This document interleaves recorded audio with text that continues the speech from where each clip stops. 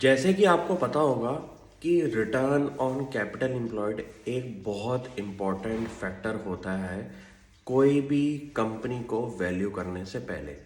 तो अगर मैं आपको बताऊं कि एस डी एस एंटरप्राइजेस की रिटर्न ऑन कैपिटल एम्प्लॉयड पिछले 9 महीने के रिजल्ट्स पे अराउंड 33% की है। As compare to last year it was 27%। तो मुझे लगता है कि ये कंपनी का जो बिज़नेस सेटअप है वो बहुत बढ़िया लेवल पे चल रहा है। और कंपनी के अगर बाकी रिजल्ट्स की मैं बात करूं तो कंपनी ने अराउंड पैट के अंदर 40% की ग्रोथ दिखाई है। एबिटा मार्जिन कंपनी के सस्टेनेबल लेवल पे चल रहे हैं अराउंड 26 to 27%। और मुझे लगता है कि जो इस कंपनी का बिजनेस मॉडल है वो काफ़ी ज़्यादा बढ़िया लेवल पे इस टाइम ट्रेड भी कर रहा है।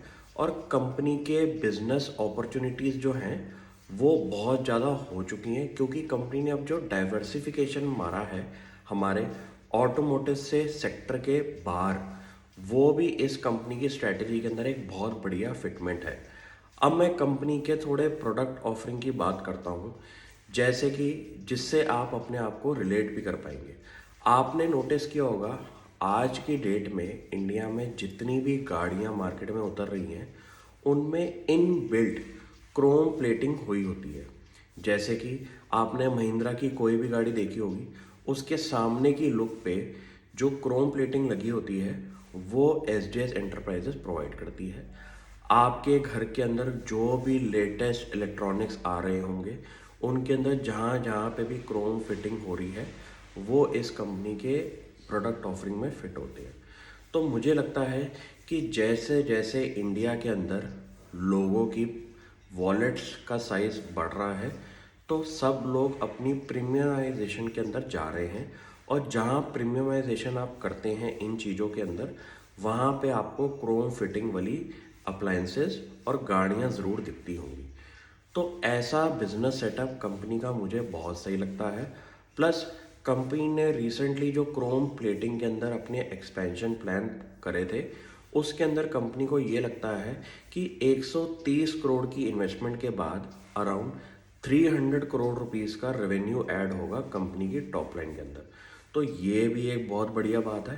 प्लस कंपनी ने FY23 के लिए जो आउटलुक दिया है उसके अंदर उन्होंने ये बोला है कि पैट के अंदर अराउंड 25 से 20% की ग्रोथ होगी और रेवेन्यू के अंदर अराउंड 20% की ग्रोथ होगी।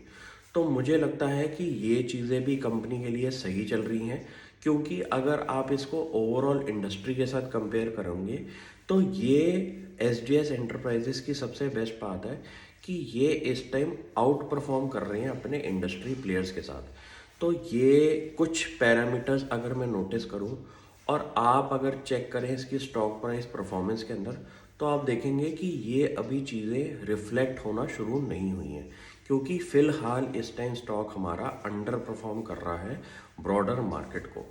तो यही टाइम होता है कंपनी के फंडामेंटल स्टोरी को ढंग से पढ़ने का, क्योंकि क्या पता मिस प्राइसिंग की वजह से इस टाइम स्टॉक परफॉर्म ना कर रहा हो, क्योंकि बाकी पैरामीटर्स अगर कंपनी के इंटैक्ट है और कैश फ्लो फ्रॉम ऑपरेशंस भी आपका पॉजिटिव हो और कैश फ्लो फ्रॉम ऑपरेशंस अगर आपका नंबर हमारा प्रॉफिटेबिलिटी जो कि हमारा नेट प्रॉफिट होता है उसके आसपास हो, तो जितना भी कंपनी का रेवेन्यू है उसके अंदर आपके डेटर्स नहीं है।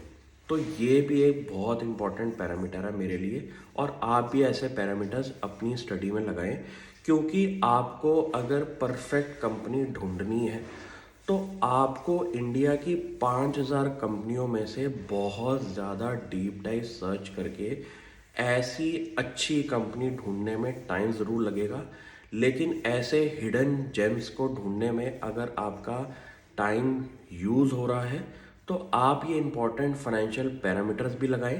प्लस कंपनी के क्वालिटेटिव एप्टीट्यूड पे भी ध्यान दें कि जो नंबर्स पे आ रहे हैं आपके मार्जिन्स या रेवेन्यू ग्रोथ या प्रॉफिटेबिलिटी ग्रोथ, वो रीज़न क्या है कि किस बिजनेस मॉडल में कंपनी अपने आप को ट्रेजेक्ट्री में देख रही है।